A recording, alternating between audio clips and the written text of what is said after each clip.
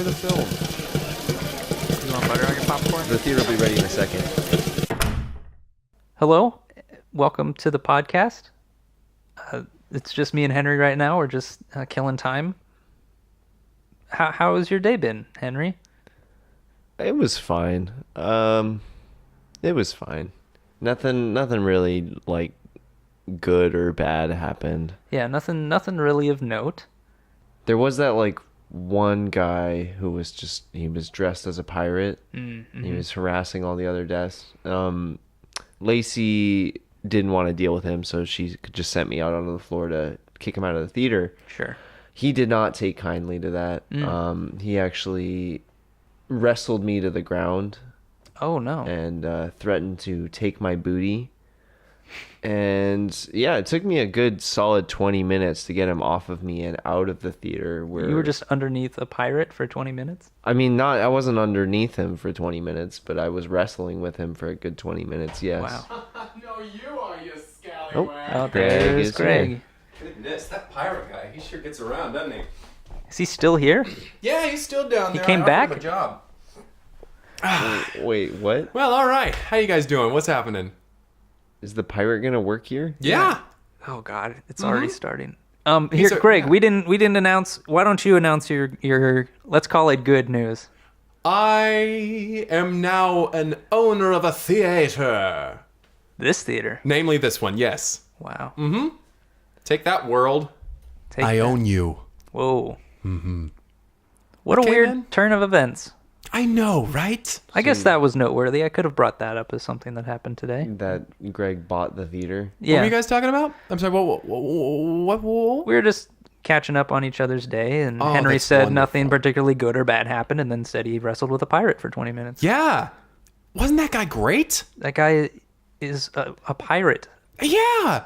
In a theater wrestling people. Dude, that's lucrative. That's money making right there. How? Are you kidding me? Let's say yes. I don't want to hear an explanation. I was joking. right. Of course I know why. Yeah, we all know why. So yeah, he's Do gonna you be know our- him? Is he like a friend of yours? No, I know him now. Where did he come from? Like, I feel like we have a pretty steady, like, regular clientele. Yeah. Yeah, I asked him I asked him what time can you start? And he was like, "Don't you want to know my name first?" And I said, "Ha ha ha, ha. You are, you scallywag." Oh, And then that's when you in. came. That's when you came in. Yeah. So I don't know when he's going to start, nor do I know his name. You just hired a man who came here dressed as a pirate. Yeah. And you fired Lacey. Yeah, that was quick. Yes, I did fire Lacey, but it was mutual. How so? It was a mutual decision. It's pronounced mutual. What's up? You talking about mutual? Yes. Okay. I'm unfamiliar with this word. Where two people are on the same page? Is this from the latest edition of the dictionary? This is like long ago and far away. So Lacey and I, we came to a decision. Mutually. Mutual decision. Yeah, I was like, hey, look, Lacey, here's the thing. I own the theater now. And I hate you. So you're fired. And she gave up a little bit of a fight, but, you know, nothing two big muscly guys can't take care of, so Did you they have threw her her out of here. escorted out Yes. by the new security guards? Yes. I was about to say, I don't even know why we need security guards, but pirates are coming into Why the did theater. I spend so much time getting that guy out of the theater? Yeah, just you to have him security him man. back in. Well, I mean, I would consider them my bodyguards. Oh, they're your personal bodyguard? Yeah, Chomsky and Big. And they're both pirates? Now they will be. Pirates are in, man. Pirates are all over the place. Like, they're big. Pirates of the Caribbean, never been bigger. They're on, like, what, 18 movies now? I mean, not even close. And they've just been decreasing in popularity, but So they're I don't bound for an wanna- upswing now. I don't want to spoil the new Pirates of the Caribbean for you guys, but it ends with another Pirates of the Caribbean movie. oh my god. Oh, my God. Again? Nice. That's how they end every film. Would you pay me to dress up as a pirate? You said it was lucrative for the theater, so I'm just trying to... You know what? Henry, I will. I will. Henry, do you still have his credit card? Oh, yeah. Oh, I canceled that. Oh. Started up 5 new ones. Wow. Canceled all those too. That's weird. Once I maxed them out. Because I'm rich, baby. I can do whatever the hell I want. And that includes hiring big, beefy boys, Dressing them up as pirates. dressing them up as pirates, and throwing girls out of buildings. Sounds like you're really living your best life. I really am. Did you see my dumpster outside? Yeah. Which one? It's bejeweled. I know. One of them Take is. a pic of any of those dumpsters out there. All of them are mine. I fear what you're going to spend your money on, just considering what used to be in your apartment. I know, right? So how much money do you have left, if you don't mind me asking? It was what, 48 million, something like that? Mhm. 48 million was the starting price. So you bought a theater, several dumpsters. Yes. Did you buy the theater across town as well? No, I actually Oh. stopped there because I celebratorily burnt it down again. Oh. But you didn't. It was only half up, so it didn't take long. Wow. Okay. Wow. So hopefully you don't go to jail for that. Yeah, that would kind of rain on What me are they for- going to do? I'm a rich white person. Oh, actually, okay. Revolving door, baby. that's depressingly true. Yeah, I guess you're pretty much covered now. Yep. Covered for life. Well, you maxed out Several credit cards. so that can't be doing well for your finances. I don't tend to think about it. I just leave that to my accountant. Who is that? Is it a pirate? He says that I got a lot of doubloons. So you don't even know how much money you have left. A lot of doubloons. Okay. Well, I guess that's. I'm not that's quite as sure good what as any the estimate. what the transfer, What the conversion is? Yeah, what the convergence is from. From doubloons to money, or what about doubloons to chocolate? Yeah, I didn't invest as much in chocolate as I would have wanted to. We have invested a lot in cheese balls. Cheese balls. Yeah. I know you asked me to start selling those at concession stand. Where did they come from? And like, What kind of cheese are they? It's a variety of cheeses. We've got mozzarella. We've got Parmigiano Reggiano. We've got Gouda. We've got Swiss. We do have American because everybody needs American cheese. Guy, am I right? maybe. Cheddar. These balls. Burrata. They're very large. They're like the size of a Golf? softball. Yeah, I'm sorry. Yeah, I'm terribly sorry. They even come bigger. I got the smallest ones I could find, softball size. I couldn't find any smaller ones. Why? I didn't look very hard. And they're not like a crunchy, crispy snack like No. a cheese puff. It's like a ball of cheese. No, You can wring these balls out and liquid pours out of them. Mm-hmm. Yeah, greasy, cheesy. Beautiful. It's not the next word I was going to use, Oh. but Delicious. so we're selling softball-sized balls of cheese now Yes. at the theater. Let's Yes. just go over all the changes you've made in the day Sounds since you good. bought this theater. Hostile takeover. Yeah. Yes, indeed. I did start renting those rooms out to traveling teens. Right, you turned this into a hostel. One of the theaters is now just you took all the seats out. I put in a bunch of bunk beds. Theater 2 is playing Pickle Hero on repeat again. That was Yes. theater B. Theater B. It's back, baby. It was only making us money for a few weeks. Yeah, back when it first. But hey, you got to give the audience what they want. Once we give the pickles back, the audience will come. You've been saying that a lot recently. Even before you bought the theater, you've just been. It applies even to before a you started plethora. carrying pickles in the concession A stand. plethora Yeah. of pickles now. making you sell pickles, and if people want, you can stick a pickle in a cheese ball, and then Yeah. it's like, Call it Dude. a pickleball. yeah, Call it a pickleball. they're really gross. It's just weird food. What do you mean? Have you tried them? You made me try one of each, and you didn't. You said I couldn't even just take a bite. I had to finish. I wanted to be sure that you enjoyed all of it. I had like 6 balls of cheese. Yeah, and it was so good. You can't tell me my opinion of something I You ate. loved it so much. Oh my goodness. So you also hired your bodyguards, Yes. who are now going to be dressed as pirates. Chumley and Big. Right. I don't know where you found them. Neither do I. Maybe they kind of showed up. They found you, huh? They found me. I like to think that they rescued me. So we now have pickles and cheese balls. Lacey is gone. Pickle Hero is back. There's a hostel in Theater 2. Yeah, Theater 2 is where the hostel is. That's where Theater that's where the B. hospital is. You renamed Theater 1 Theater 2. Theater A Theater 2. Yes. So now it goes Theater 2, Theater B, B. C, D, and so on. Mm-hmm. And now, most recently, you've hired a man who wandered in dressed as a pirate And who wrestles people. physically assaulted Henry. It's like a show. It's like WrestleMania, except pirates. And we're a movie theater. Yes. It's like a WrestleMania venue. So I'm just going to guess that this is going to be the last episode of the podcast because I can't imagine the Oh theater no, is going to... I'm bringing you two on full time. And I mean What? 24/7. You can't legally do that. Well, You can't do that. I'm saying final podcast because I can't imagine the theater is going to remain open the rest of this week. what the hell do you mean? How do you... Now, I almost said give me examples of why you think I would not be a responsible boss. But we've spent the last how many weeks doing that So I'm going to... and recording them into a microphone? I'm going to choose not to listen to those. And I will say instead, welcome aboard, buddies. Just the amount of damage you've done. All right. Well, you just want to talk about the podcast because Yeah, let's... this may very well be our last one, so we might as well Let's just make it a good one. make it a good one. I guess so.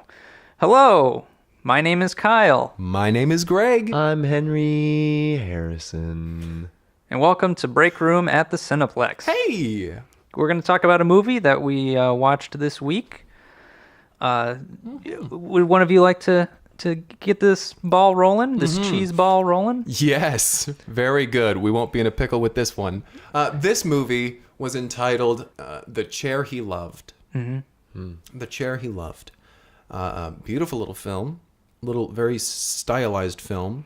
Yeah, it was. It's very artsy, indie, like very very artsy fartsy. Yes, lots of yeah. weird visuals that I'm sure have meaning. Odd lines as well. Symbolism. Odd lines given. Through the introduction of the film, it centers around an elderly man in his front room.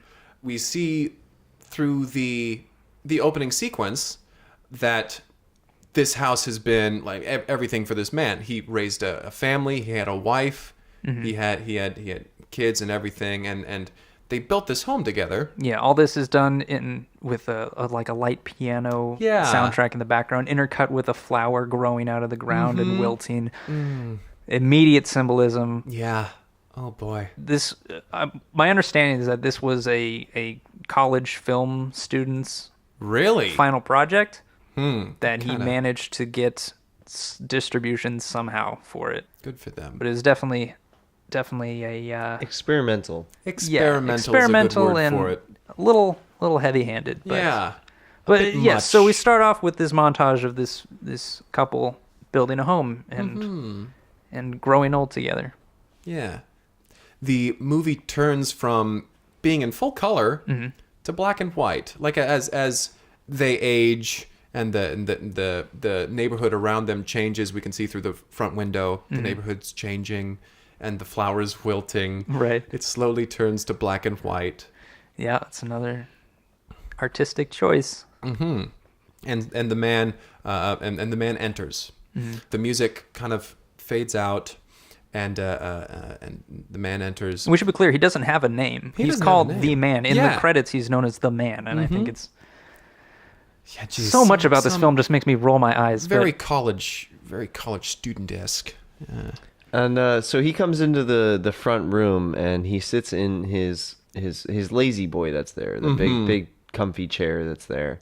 And he calls to his wife in the next room, who's kind of rummaging through the fridge looking for food to make dinner with. And he's basically asking her like, what's in the fridge? What do we have to eat? Is there anything in there you think I would like?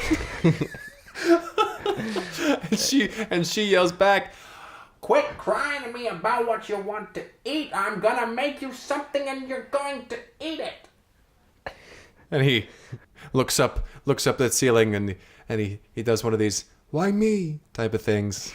And there's a clock on the wall and it's turning backwards for some reason. I'm sure it has meaning. I don't care to know. figure out what it is.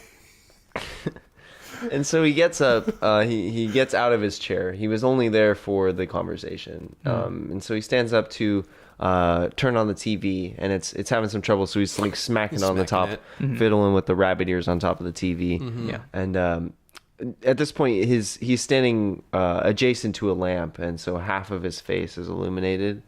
And he kind of turns away from the light to fully cast a shadow on his face. And there's just one stagnant expression that holds for a good second and a half, and then the TV comes on and illuminates his face. And so he goes and he sits back down in his chair, and he's just slowly watching the tube. He's slowly flipping through channels, and it's doing, you know, dark light, dark light, dark light. And every channel that he flips to, like, there's people talking or an announcer or whatever, but all the words line up to say this cryptic phrase. This weird phrase.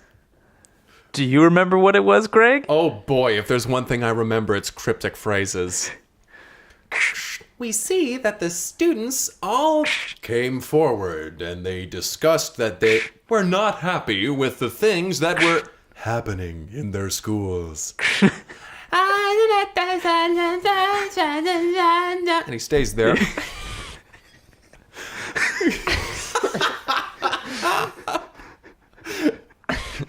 And he's watching this, and it's like children on a playground. Because, I mean, all the cryptic message was about students and young people. Yeah. And there's children on the playground, and as he's watching, the light outside the window goes from day and it dims to like a sunset, and then it goes dark, and he's got a single tear running down his cheek.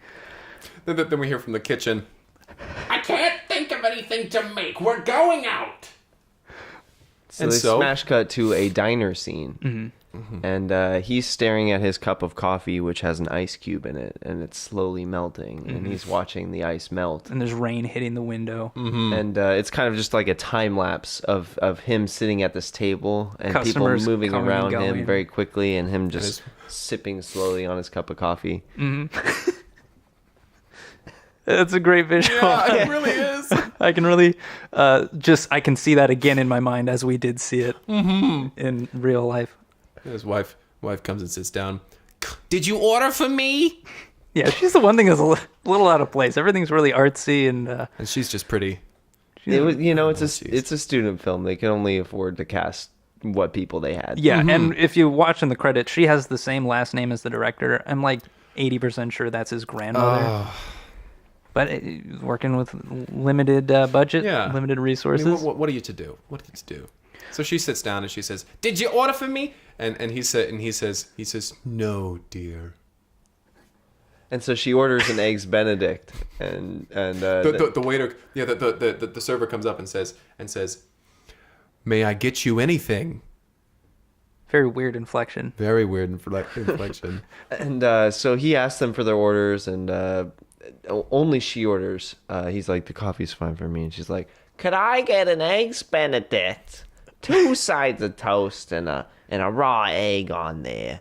And so then it's smash cut to her cutting into the eggs Benedict, and we really hear the crunch. The juice of the eggs are kind of rushing over. And that's in color, but everything else is still in black and white. Yes.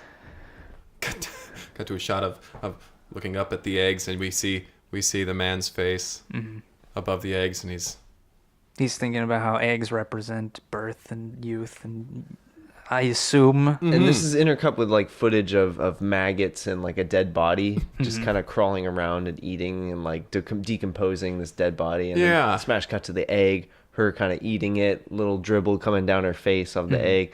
And it just kind of keeps getting closer and closer in on her lips that are like smacking on this egg. And then Bring that closer to the mic. and then just kind of and then he slams down his coffee cup and it's empty now. And that scene just like kind of comes to an end. Yeah. The check comes back. on the table. They're paying for their meal. The scene lasts as long as the cup of coffee.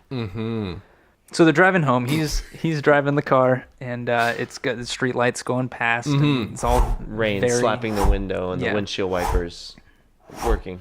And she says, Would you put on something on the radio? And he says, "Yes, dear." He Yes, turns on the dear. radio and he starts flicking through the stations. "You see that the students have..." Come up to the front of the... The judge says... So I missed my my cue on that.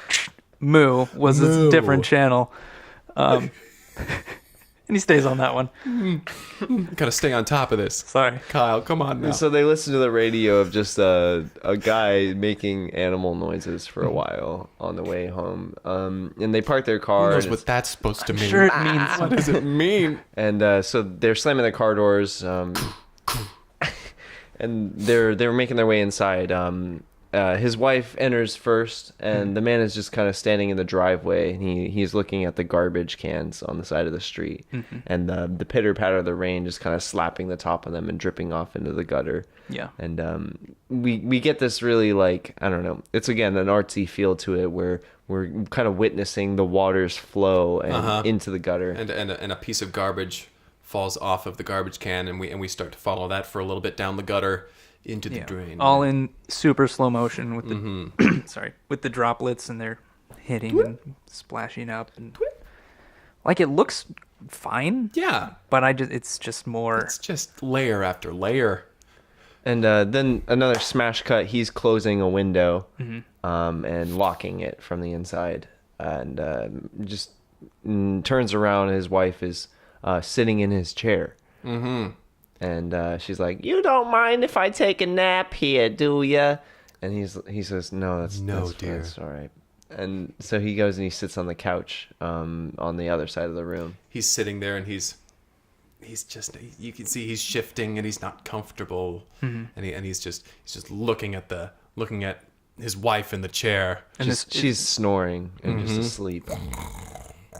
and this old ratty lazy boy that he's had for years and years. That's part of the opening scene, is we see them move this chair, and it's the first thing they move into the house. And it's been there. We actually saw that again during this little flashback. Where Right. It's like the kids are running around the chair, and they're like, I'm gonna sit in Dad's chair, and he comes in and he says, "No, that's my chair."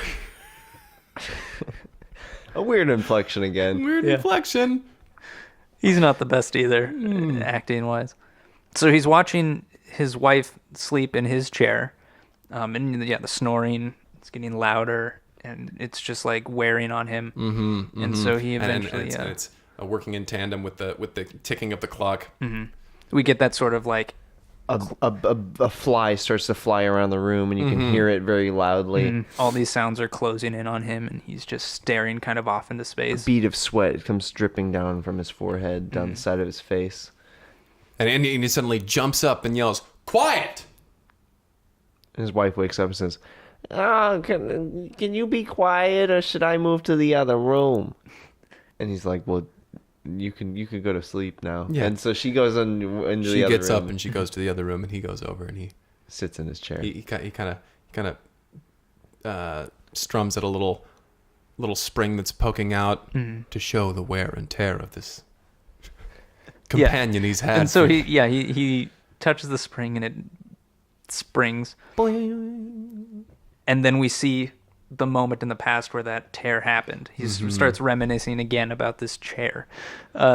So the spring happened back years in the past when he was showing his son how to shave.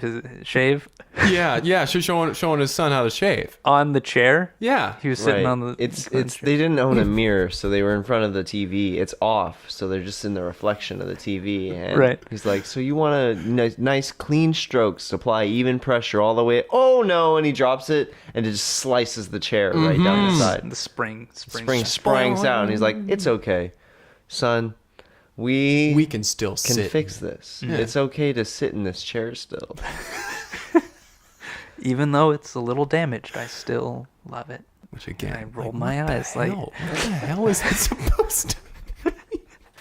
So we go through a number of these things, various wear and tear. There's a scuff on the side, and it's like, oh yeah, the kids were running around the chair, jumping on it, playing. shaving. Yeah. Right. It feels like this guy. I don't know his name, and I'm not going to look it up. But his writing, he's clearly wanted this chair to be a centerpiece of their lives, but there's no logical reason why a chair would be the centerpiece of someone's life. Yes. So he kind of forced all these important moments. He was like, look, he's shaving. Look, he's building a treehouse for them with the chair. The chair. He's The teaching chair's them out how in the to yard ride a with them. bike on a on chair. a chair. All of these. He's giving away his daughter on her wedding day In the chair. He's just reliving parts of his life, and they just kind of come flashing back in little bits and pieces until they kind of build into a crescendo. Like they're coming more and more frequently until boom, like the last scene, he kind of comes to, and he's like, And the sun has come back up. and And we actually watch it come back up. and it's coming through the shades, and the shades are casting a shadow across his face. So he stands up. He wakes up from the light. He stands up and wordlessly exits the house. Uh-huh. And he goes to the car and he puts his key in the door, and then he stops. And he just leaves the keys there and decides to walk instead. He leaves the keys in the door. Like that's a stupid idea. That's not smart. Anybody can come up and take those. And so of course we get a moody walking montage. Mm-hmm. Just the clop of his shoes. He's walking on leaves and they're crunching. And And you see him reflected in a puddle that formed the night before from the rain. But he ends up at this cemetery. And he wanders through the gravestones, and then he finally gets to one. And it's a set of them. Yeah, it's a couple. And he looks at them for a while, and we can't see what he's looking at. And then the camera slowly rotates around them. The most probably professional looking shot. They clearly got a dolly for the day or something. They rotate around him. It's very smooth. And then we see that these are the graves of his children. Oh no! The children who grew up around this chair inexplicably. And we Passed away get at some this intercut with, again, a growing flower that's behind the gravestones, and he's got tears running down his face.